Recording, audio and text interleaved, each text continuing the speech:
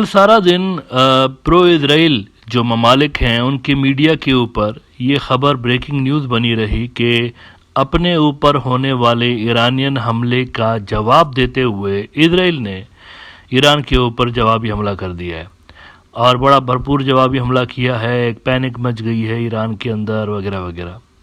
लेकिन शाम के टाइम पे मैंने आपको कहा था कि ये एक फुसफुसा किस्म का हमला था, बल्कि मेरे जो एपिसोड का टाइटल था वो था ही यही कि it was a फुसफुसा attack.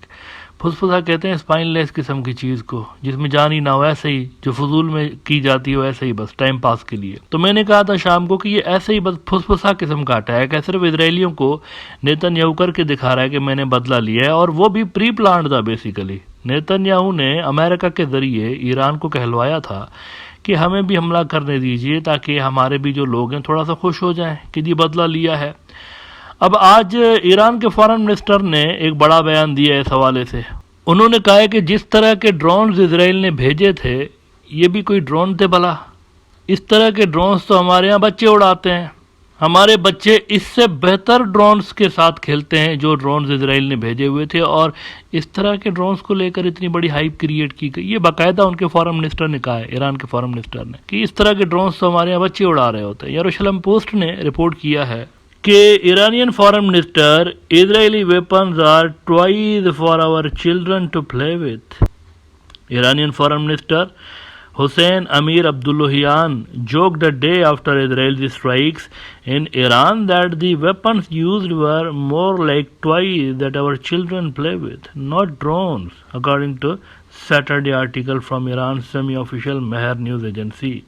Making the comments in an interview with NBC News, Abdullahian said, as long as there is no new adventurism by Israel against our interests, then we are not going to have any new reaction. उन्होंने कहा कि ये तो बस ऐसे ही उन्होंने भेज दिया, इजरायलियों ने छोटे बच्चों के ड्रोन भेज दिए, तो इस पर क्या रिएक्शन दिखाया जाए? ये तो बच्चों के ड्रोन हैं, तो इसीलिए हम रिटालिएटरी कार्रवाई नहीं करेंगे क्योंकि हम इसको हमला ही कंसीडर नहीं करते। ये तो ऐसे ही उन्होंने बस मजाक की खातिर भेज दिया है। अच्छा, मीनवाइल बाइडेन एडमिनिस्ट्रेशन ने अक़वाम मुत्तहिदा में, यूनाइटेड नेशंस में जो फ़लस्तीनी रियासत के क़याम के हवाले से, यानी फ़लस्तीन को फुल मेंबरशिप देने के हवाले से जो करारदाद पेश की गई थी, इसको कल वीटो किया।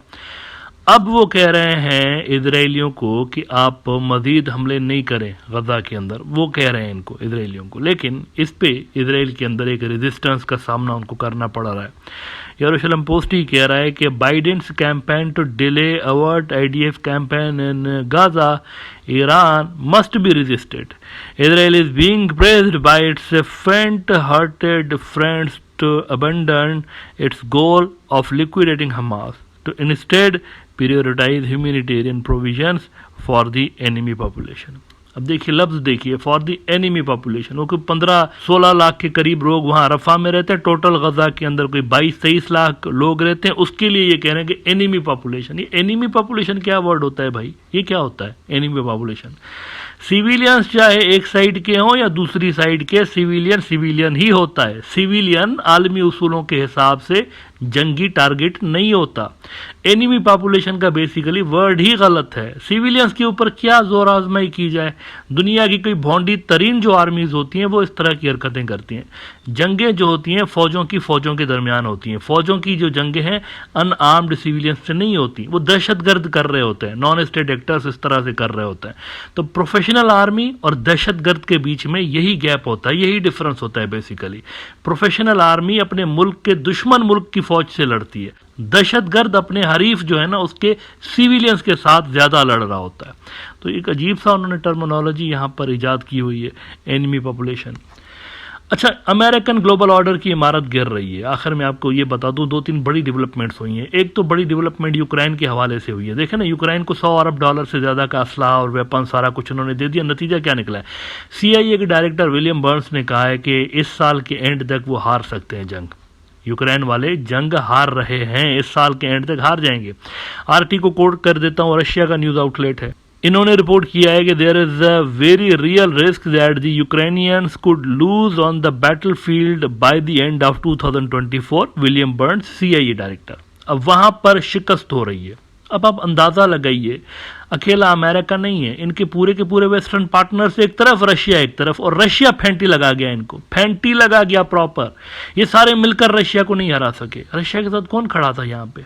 मुझे बताइए कौन था, किसने उनकी इतनी ज़्यादा हेल्प की है। यहाँ पर तो खुलेआम हेल्प हो रही थी, असला दिया जा रहा है, पैसे दिए जा रहे हैं, सब कुछ किया जा रहा है, लेकिन फिर भी यूक्रेन हार रहा है। मैं नहीं कह रहा हूँ, विलियम बर्न्स कह रहा है, सीआईए का डायरेक्टर, इस साल के एंड तक वो हार जाएंगे। अब आप देखिए वहाँ पर मुकम्मल सपोर्ट के बावजूद वो हार रहे हैं। खुद अमेरिका अफ्रीका से कल्टी हो रहा है, अफ्रीका से निकल रहा है, अफ्रीका उनके हाथ से निकल गया है, वहाँ पर रशियंस आ गए हैं। नाइजर के अंदर 2018 में, अभी 4-5 साल पहले, इन्होंने $100 मिलियन भर के एक मिलिट्री बेस बनाया था, बहुत बड़ा, $100 मिलियन मित्रों, बहुत बड़ा मिलिट्री बेस उन्होंने इसलिए बनाया था क्योंकि इनका प्लान था लंबे अरसे तक वहाँ रहने का, अफ्रीका को कंट्रोल करेंगे नाइजर में बैठ के। वो मिलिट्री बेस खाली होने जा रहा है। नाइजर के पड़ोस में बर्किना फासो में वहाँ पर मिलिट्री कू हो गया है और वहाँ पर जनता जो आ गई है वो प्रो रशिया है। इसी तरह से अफ्रीका के बहुत सारे मुल्कों में जो मिलिट्री कू हुए हैं या फिर वहाँ पर जो गवर्नमेंट्स चेंज हुई हैं, वहाँ पर pro Russia pro China governments आ गई हैं। अफ्रीका इनके हाथ से गया, अमेरिका के हाथ से गया। और इन्होंने अब फैसला किया है कि नाइजर का भी जो वहाँ पर बेस है इसको खाली करेंगे। मार्च में नाइजर वालों ने इनको कहा था कि निकलें इधर से, और ये अब अप्रैल के अंदर इन्होंने फैसला कर लिया कि हम जा रहे हैं। अल जजीरा ने इस पर रिपोर्ट किया है कि US agrees to withdraw troops from Niger amid the Sahel region to pivot to Russia. The US built a base in the desert city of Agadez at the cost of $100 million for manned and unmanned surveillance flights. और इसमें कहते हैं Niger announced in March that it had suspended a military agreement with the US and would pursue a withdrawal of its soldiers. The US is being forced to withdraw from Niger as it is not favoured either by the ruling military or by the population that is rejecting post-colonial forces. Protesters took to the streets in the capital earlier this month to demand the departure of US forces. Africa में demands grow हो रही हैं, निकालो इनसे, इनको, American को। Middle east के अंदर तो वैसे ही ग्रो हो रही हैं। अब देखें, खाया पिया कुछ नहीं, गिलास तोड़ा 12 आने, अपनी वजह से नहीं, इजराइल की वजह से ये वहाँ से निकल रहे हैं, मिडिल ईस्ट से। अभी निकल नहीं रहे, लेकिन डिमांड्स ग्रो हो रही हैं। इराक ने पहले से ही इनको कह दिया है बोरिया बिस्तरा बांधो और निकलो यहाँ से, पहले से ही कहा हुआ है उनको। अभी तक ये जा नहीं रहे वहाँ से, लेकिन उनको कहा हुआ है ऑफिशियली कि निकलो इधर से। तो वहाँ से बोरिया बिस्तरा इनका गोल हो रहा है, अफ्रीका से डब्बा गोल हो चुका है ऑलरेडी। तो ये सूरत हाल है अमेरिका के ग्लोबल ऑर्डर की। वो मतलब टूट गई टड़क करके कहते हैं ना, तो टड़क करके वो एक एक करके ईंटें जो हैं इस इमारत की वो गिर रही हैं।